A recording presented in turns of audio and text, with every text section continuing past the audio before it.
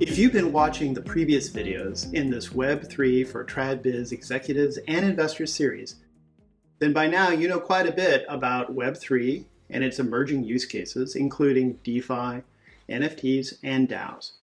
But you may be asking, how is Web3 going to impact my business? My name is Randall Hancock, and I'm the CEO of AcceleratingBiz. We believe that Web3 has the potential not only to disrupt traditional business markets and business models, but also enable compelling new growth opportunities for those who seize them.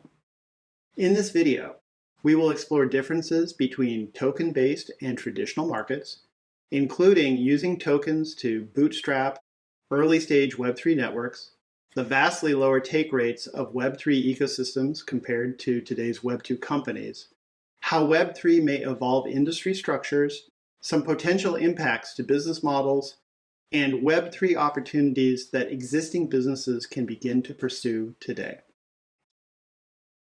Token incentives bootstrap Web3 networks. Let's start with how Web3 networks use tokens to bootstrap their growth, providing early ecosystem users with financial value until network effects kick in. As Chris Dixon from Andreessen Horowitz points out, Web2 startups require significant venture investment in order to fund sales and marketing campaigns that attract new users. According to the so-called Metcalfe's law, the value of a network dramatically increases with the number of participants. In other words, a social network isn't very valuable when there are just a handful of users.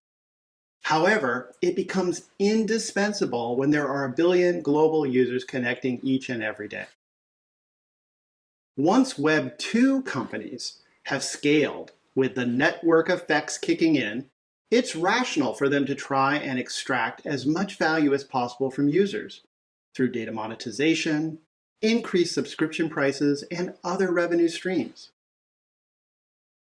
Web3 ecosystems, however, reward users with token-based financial utility during the early stages of network growth to make up for the lack of native utility, with rewards tapering off as the network and its associated utility scales.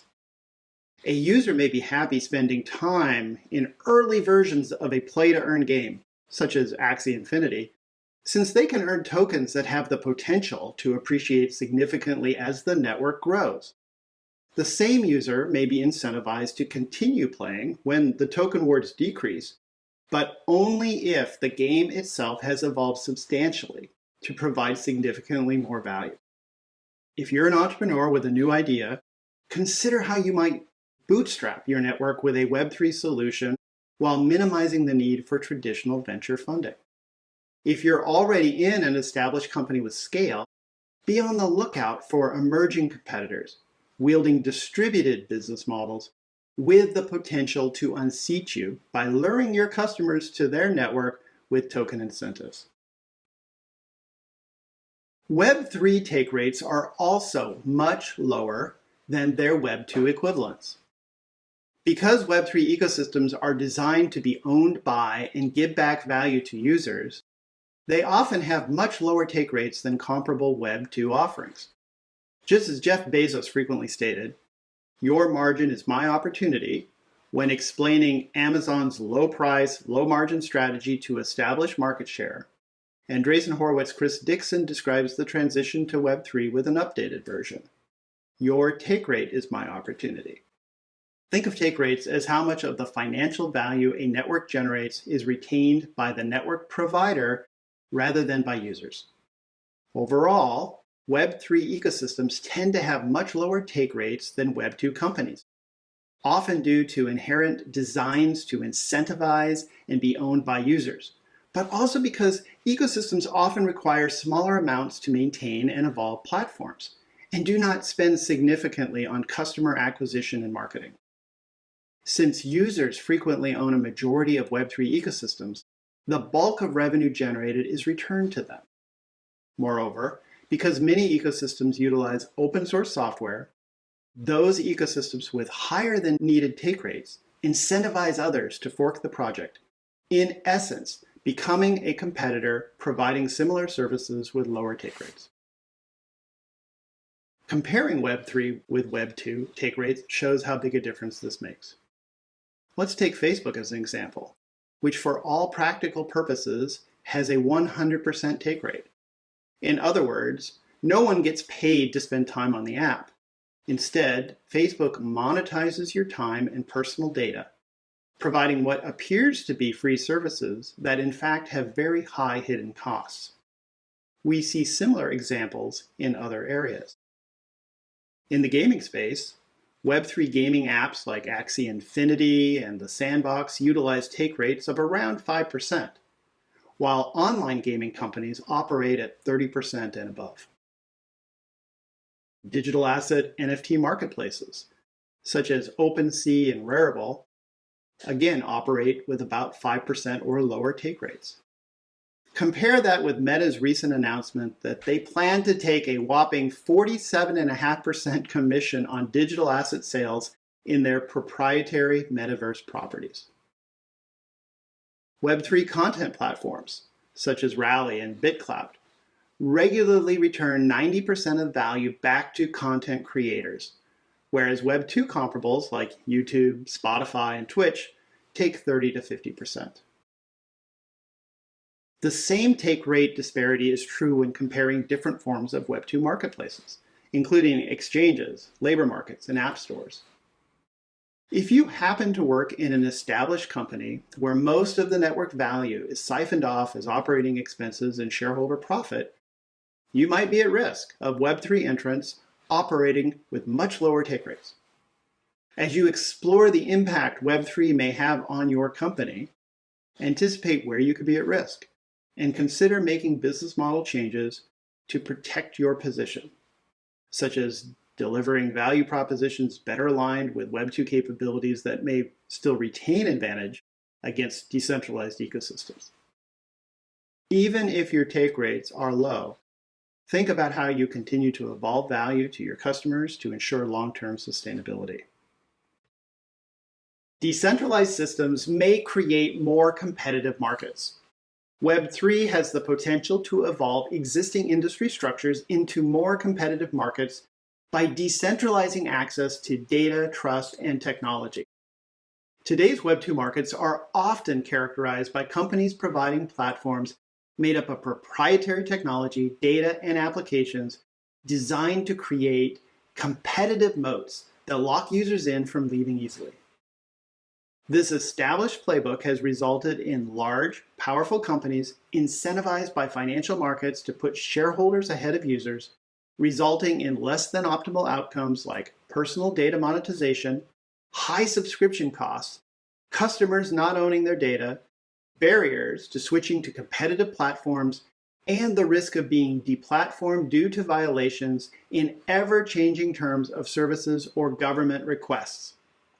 While APIs enable varying levels of integration between Web2 applications, today's markets are largely composed of siloed companies operating with a winner-take-most mentality, creating 2 to 3 major competitors in each market.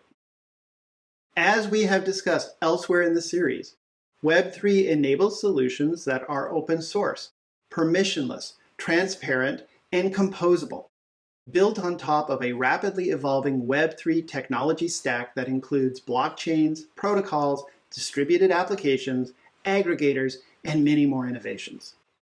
In this paradigm, users maintain ownership over their data, which can be used by different distributed apps through composability and accessed across blockchains with the help of bridges. This has the potential to democratize access to data, technology, and trust, evolving industry structures into more competitive playing fields than what we have with today's Web2 environment. While it's possible that blockchains and distributed apps will follow a winner-take-most outcome due to the network effects we discussed earlier, it is also equally plausible that the emergence of ecosystems will enable competition between members, accelerating innovation, and perhaps making industries less concentrated. Web3 can also impact nearly every aspect of TradBiz models. The executives and investors we work with find it useful to explore how Web3 can create both opportunities and threats for their businesses. We find that the Business Model Canvas, a widely used framework for developing and evaluating business models, is a useful tool for exploring Web3 impacts across business functions. Starting on the right side with customer segments. Web3 provides companies with opportunities to expand geographies served, as well as target crypto-native customer segments, while also facing the risk of losing share to Web3 alternatives offering compelling value proposition combined with token incentives. Evolving customers into members of token-enabled communities can deepen customer relationships, helping prevent losing customers to competitive businesses and other communities. Web3 ecosystems can also serve as valuable channels, allowing established companies to connect to and serve new customers who participate in these communities. We believe that there are significant opportunities for TradBiz organizations to improve their value propositions, including integrating existing products and services into Web3 offerings, as well as developing entirely new Web3 solutions that combine the best of Web2 and Web3 capabilities. There are additional opportunities to leverage Web3 capabilities and practices that improve a company's efficiency and effectiveness. For example, key business processes or activities can be automated using blockchains, smart contracts, and machine learning. Borrowing lessons learned from decentralized autonomous organizations, remember DAOs, there may also be opportunities to attract and leverage resources globally, potentially aligning and incentivizing them with token-based rewards. Partnerships can also be improved through blockchain-enabled supply chains and by developing new B2 DAO relationships. By going through this business model assessment process, leadership teams will discover that Web3 has the potential for delivering attractive financial benefits as well as threats. On the revenue side, pursuing Web3 opportunities can create meaningful new revenue streams from new and enhanced Web3 offerings, better market access, and deeper customer relationships. At the same time, be aware of potential price pressure from Web3 ecosystems targeting customers with token-based incentives and lower take rates.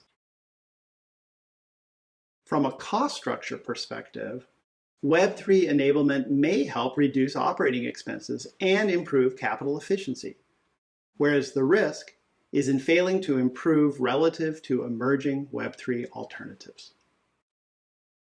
Opportunities already exist to Web3ify companies and plug into Web3 ecosystems.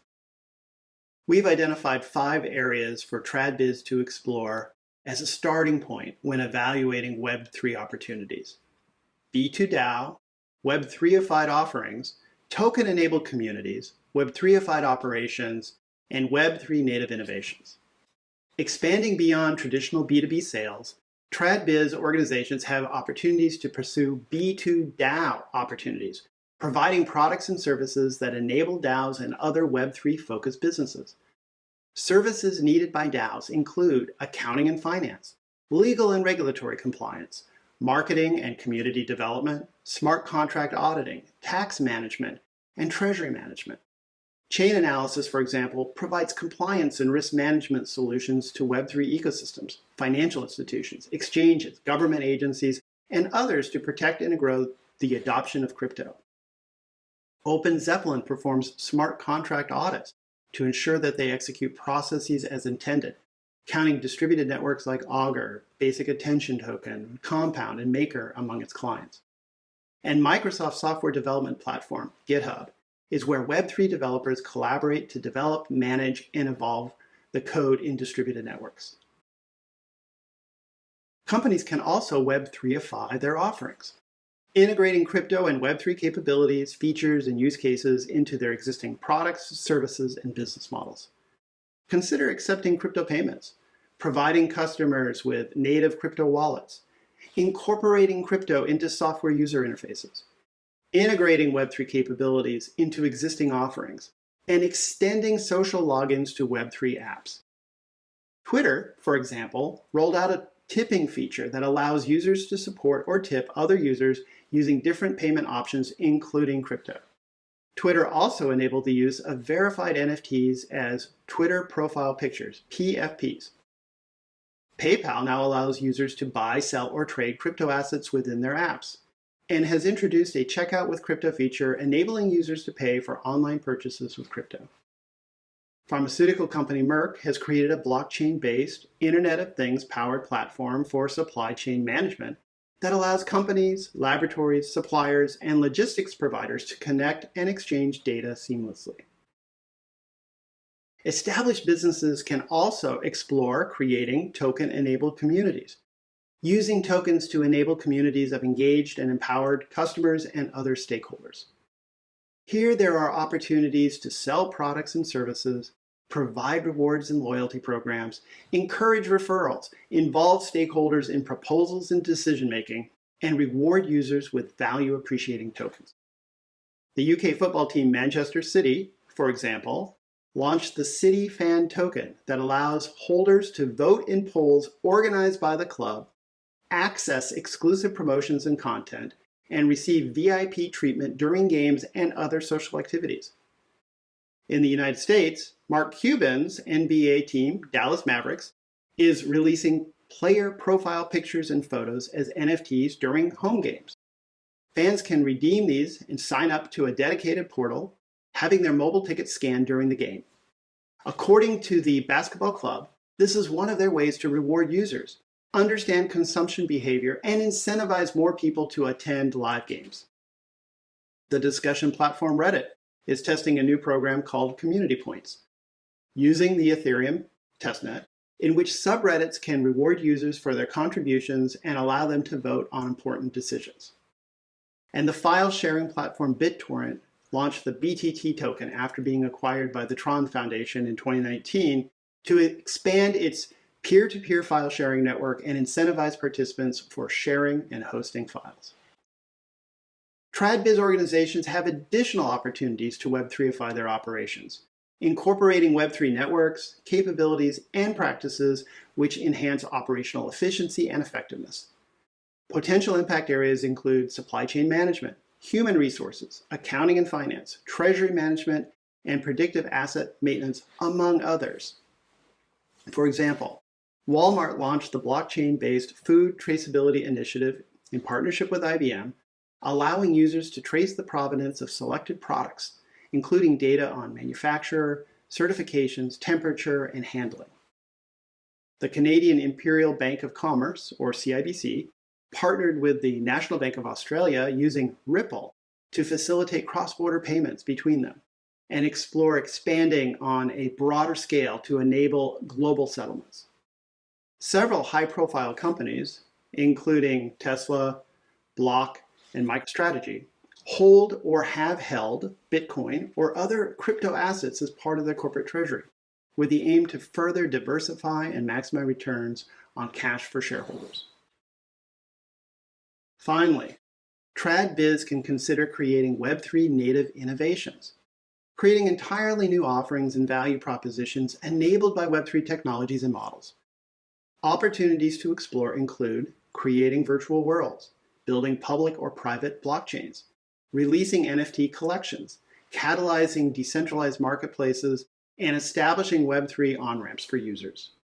Samsung, as an example, has introduced a television-based NFT explorer and market aggregator. The company has also created its own virtual world within Decentraland, 837X, where users can win exclusive NFTs by entering and consuming content. Nike acquired Artifact, a well-known NFT studio, to venture into the metaverse and NFT space. Artifact has since released Artifact X Nike Dunk Genesis Crypto Kicks, a collection of 12,400 Nike-branded virtual sneakers. They have also launched the Artifact X Nike Monolith, a collection of 10,000 NFTs that look like floating black boxes which they distributed to CloneX and PodX holders. Upon completing certain quests, the boxes will open, revealing customizable digital sneakers and another monolith box. Semiconductor firm AMD launched W3B Cloud, a joint venture with Consensus, that aims to provide cloud computing blockchain infrastructure for enterprises. Components include validation, computation, nodes, and application development. Web3 will create disruptions that leading TradBiz will seek to exploit. In this video, we've discussed how Web3 may impact markets, including the use of token incentives to bootstrap Web3 networks, how Web3 take rates are much lower than Web2 company equivalents, and why open, composable, decentralized systems may evolve industries into more competitive markets.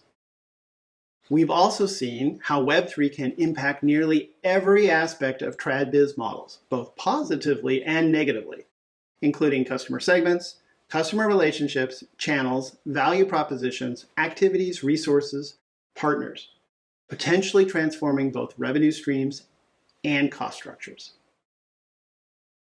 Finally, we've outlined 5 starting points for established companies to take advantage of Web3 evolution: B2 DAOs, Web3ified offerings, token-enabled communities, Web3ified operations, and Web3 native innovations, and shared how leading companies are already actively evaluating, experimenting with, and launching Web3 initiatives. Not surprisingly, we think that Web3 not only impacts businesses, but also your investment opportunities, which is the subject of our next video. If you found this video useful, please like it. Subscribe to the Accelerating Biz channel on YouTube, follow us on LinkedIn, Twitter, or Medium, and visit AcceleratingBiz.com for additional Web3 insights and resources. If you have feedback or questions, contact us on any one of these channels. Thank you and see you soon.